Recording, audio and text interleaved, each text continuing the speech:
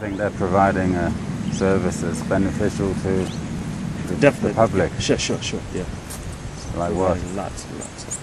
Because for the HIV services, they are also providing to the communities.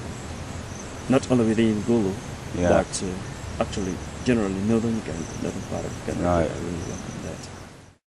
Yeah. Other youths can get into breakdancing project instead of doing other things like maybe smoking marijuana and other, maybe drug abuse. That youths can get to do some other things apart from those kind of bad habits and so.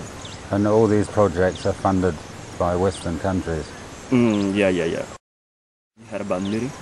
It's I've seen it. Northern Uganda Transitional Initiative. It's a USAID funded project. Right. Yeah, they are actually sponsor that.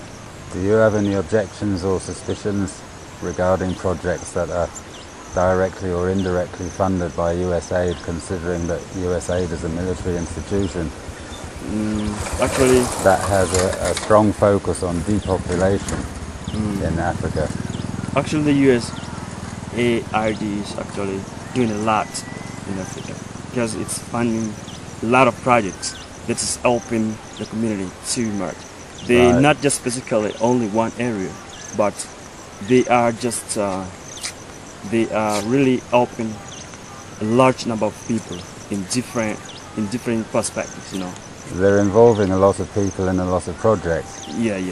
And they must be benefiting, otherwise they wouldn't be involved. Maybe so. So how can you be sure that the results of these projects are actually improving people's lives?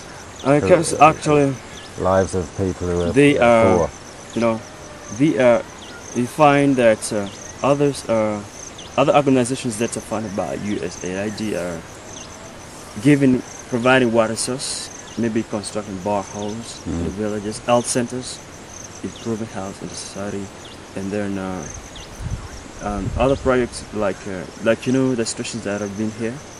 Others are helping out to help people go back to their original home, other villages. Because our super war that has been here, a lot of things has been destroyed, and there is a lot of distractions that has been there. Right, but don't so you they think are trying to fix out the missing things, the basic needs that people need in the society. They're trying to work on that. Fine, but other people have told me that the US government has actually been involved in the war here. I think you must have come across concerns like that as well. Not directly involved in it.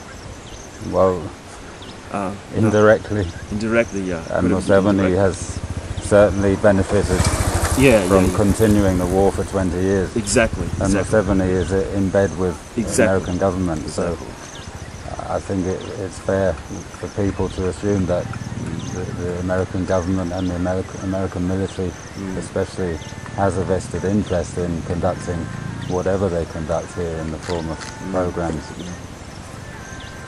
And I'm curious to know why people aren't suspicious, because nobody gives away something for nothing. There are always strings attached. Yeah, sure. And you mentioned construction and services that are being provided, but are they all, do you think that they are all for the purpose of mainstreaming AIDS programs? Actually, I'm not very sure about that. And, I'm not so sure about it. Yeah. When it comes to testing, you say you... It's free testing and counseling. Just all the services that are done at the youth center are just free. It's a Straight Talk funded project. Straight Talk Foundation in Uganda. Not every places are for free. I'm talking about the youth center, Gulu. Youth center, Kampala are provided free services. But other places in Uganda, no, not for free. Irrespective of what they cost to the client, they're costing somebody something somewhere. Maybe so. Because, as I was about to say, the wholesale prices for these tests is between $6 and $10 each. So You've had a 20-year campaign involving more and more services to supposedly resolve a problem that has a specific cause. And yet you've had more and more testing, and yet nobody's actually questioning the dogma. Yeah.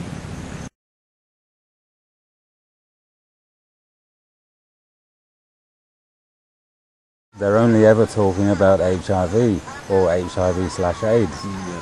Where are the AIDS cases?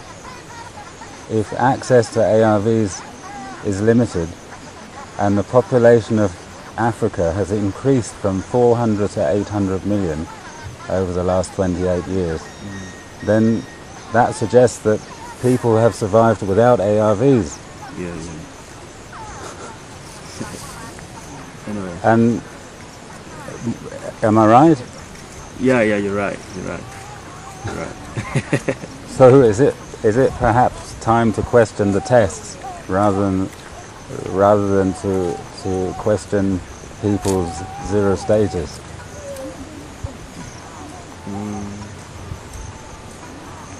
Do they tell you that the tests are looking for the virus, or do they allow you to assume that the tests are looking for the virus? They actually they tell you that the test is looking for the virus. It's very easy to establish whether the so-called HIV test is looking for the virus by simply reading the package insert. I don't know if they've done that, but they're not telling you the truth. Maybe so. But you don't seem concerned. I'll assure you that the test is fake. Because the manufacturer stated on the package insert. And this has been going on for... what's the way forward then?